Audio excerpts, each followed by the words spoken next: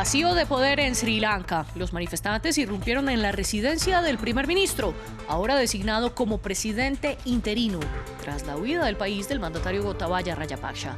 Los ciudadanos exigen también la renuncia del premier, quien pidió a las fuerzas militares que restauren el orden en el país. El presidente de Estados Unidos, Joe Biden, comenzó su primer viaje por Medio Oriente y aterrizó en Israel. Se espera que el mandatario fortalezca las relaciones militares con ese estado. También viajará a territorios palestinos y Arabia Saudita. Garantizar la exportación de cereales desde Ucrania a través del Mar Negro. Ese es el objetivo de la reunión que adelantaron hoy los ucranianos y los rusos con la intermediación de Turquía y la ONU. Se espera que la otra semana haya un acuerdo.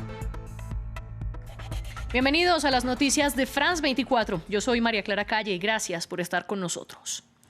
Comenzamos en Sri Lanka, donde se agrava el vacío de poder. El presidente Gotabaya Rajapaksa todavía no ha presentado oficialmente su renuncia al Parlamento, a pesar de que había dicho que este miércoles lo haría. Rajapaksa huyó del país y hasta ahora se conoce que está en las Islas Maldivas, buscando una nación donde exiliarse.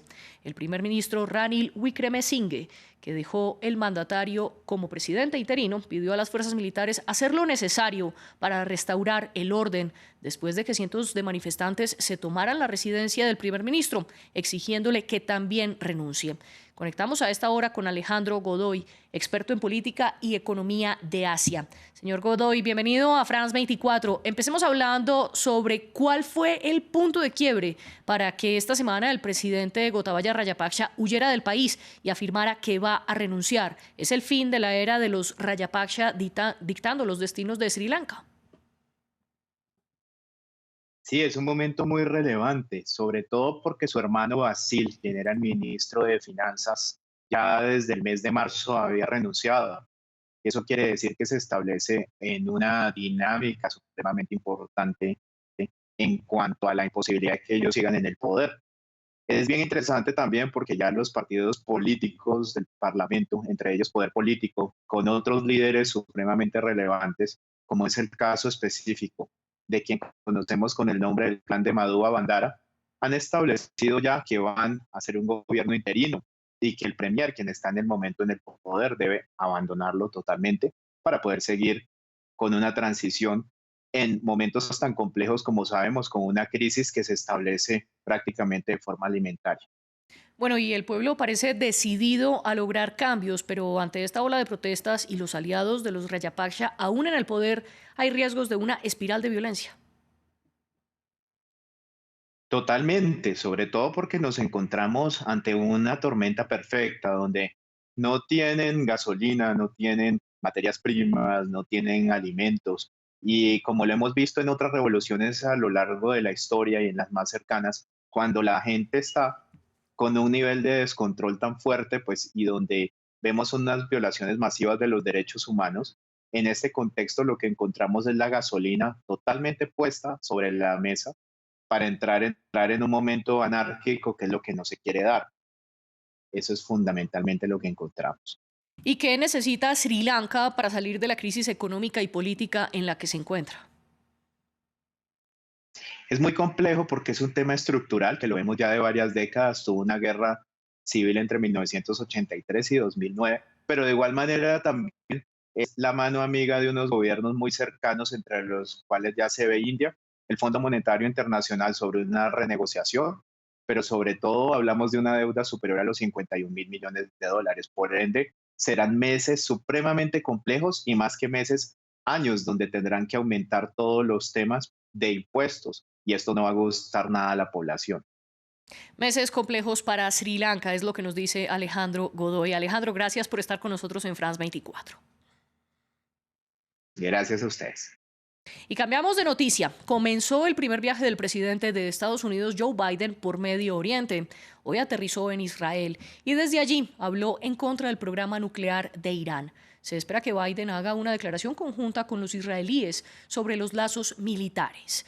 Luego el mandatario viajará a territorios palestinos y Arabia Saudita. La visita de un viejo amigo. El presidente de Estados Unidos, Joe Biden, llegó a Israel en su primera visita desde que llegó a la Casa Blanca en 2021. Una bienvenida cargada de referencias bíblicas y con constantes alusiones a la profunda y sólida relación de ambos países. Su relación con Israel siempre ha sido muy personal. Una vez usted se proclamó como un sionista y dijo que no tenía que ser judío para ser un sionista, y tenía razón.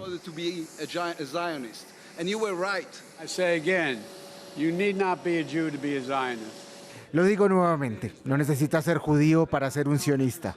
Esta es mi 10ª visita y cada que tengo la oportunidad de regresar a este país donde las raíces del pueblo judío se remontan a tiempos bíblicos, es una bendición. Porque la conexión entre el pueblo israelí y el pueblo estadounidense es fuerte y profunda. Pero con una visita a Jerusalén Este y Cisjordania, también busca reafirmar a los palestinos que Estados Unidos está comprometido con una solución de 2 estados. Mientras espera promover la estabilidad en Medio Oriente, profundizar la integración de Israel en la región y contrarrestar la influencia iraní. Este mismo miércoles, antes de su llegada, la Casa Blanca informó sobre un acuerdo entre Tel Aviv y Washington que busca la cooperación para la innovación tecnológica. Una alianza que plantea soluciones a desafíos globales como el cambio climático, la medicina y la agricultura.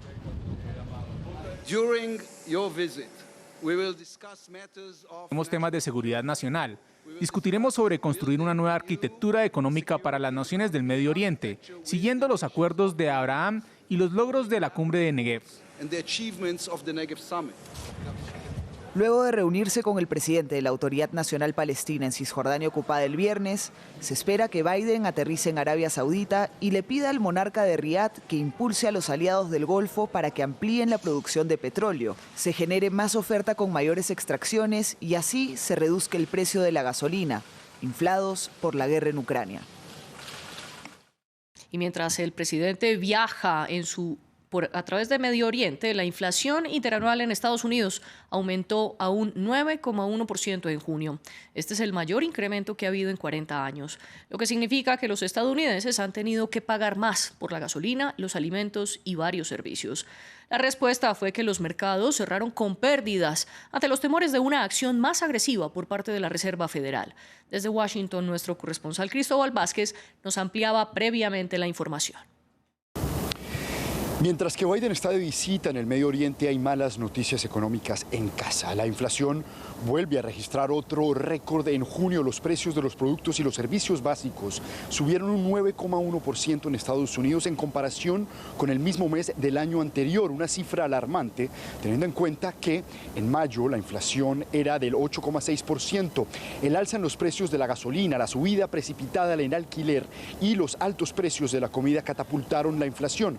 Los más afectados han sido y seguirán siendo la clase media y las minorías hispanas y afroamericanas que destinan la mayoría de sus recursos a la renta, el transporte y la comida. Según economistas, la situación llevará a que la Reserva Federal tenga que subir más rápido sus tasas de interés para tratar de controlar la inflación al atraer el dinero circulante que está calentando la economía, hecho que podría llevar a una recesión económica el próximo año, como lo dicen algunos analistas, porque esto llevaría a que el costo de endeudamiento sea alto y termine afectando la inversión y la producción en Estados Unidos.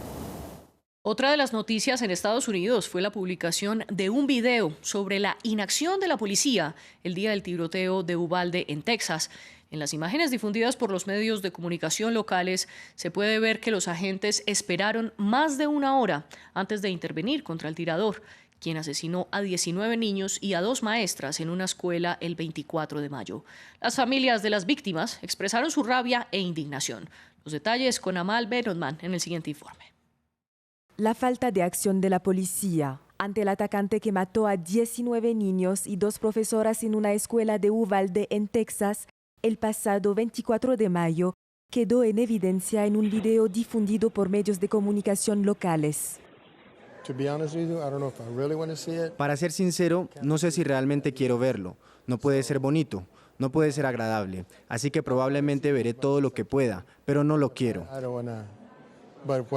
De lo que he visto en las noticias, estos agentes, todos estos oficiales tenían sus escudos, sus armas, todo su equipo de protección y no hicieron nada, no hicieron nada. El video comienza con la llegada del atacante a las 11:33 de la mañana. En una esquina del pasillo aparece un niño quien lo ve apuntar su arma a un salón de clase y abrir fuego.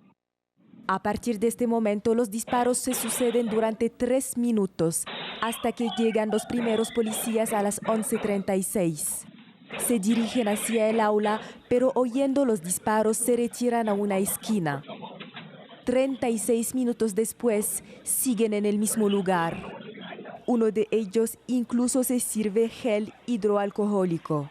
Un detalle condenatorio comentado en Twitter por la fundadora de Moms Demand Action, una organización que hace campaña por una regulación más estricta de las armas.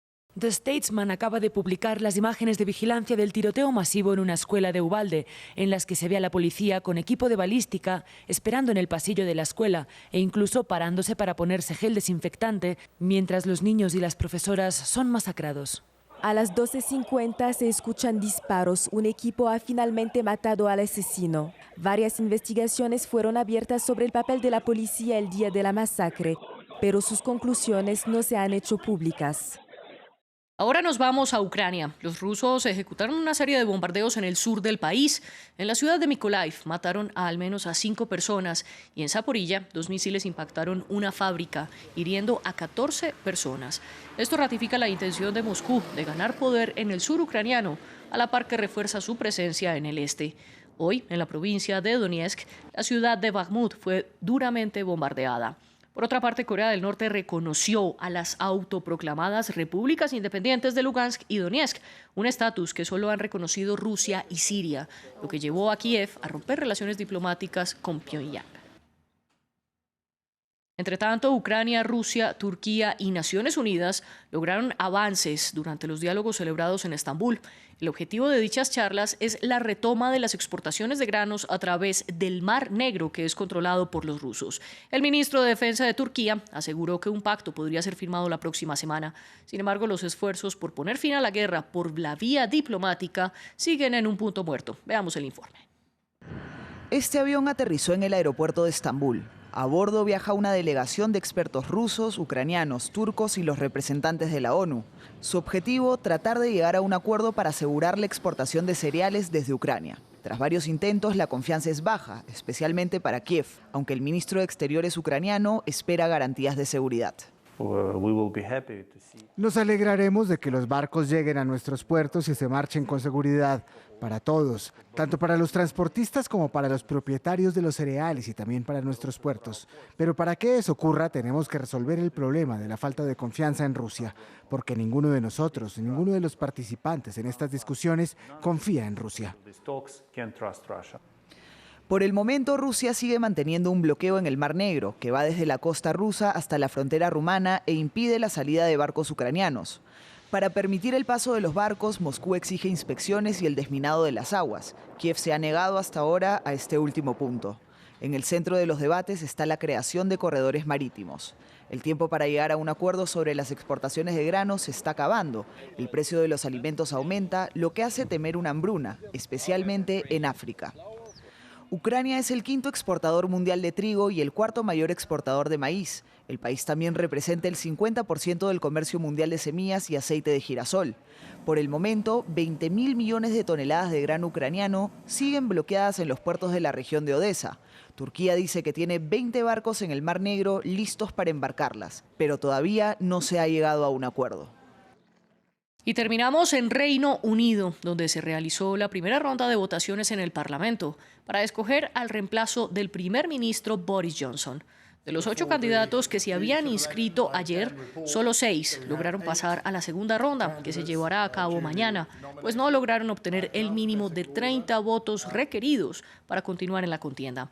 El exministro de Economía Rishi Sunak encabezó la votación con 88 votos, seguido por la exministra de Defensa Penny Mordaunt con 67. Según las reglas que acordamos para esta votación, 2 candidatos serán eliminados, Jeremy Hunt y Nadine Zahawi. Los demás están todos en condiciones para la segunda votación, que se llevará a cabo mañana. Muchas gracias. Así llegamos al final de las noticias, pero ustedes sigan con nosotros.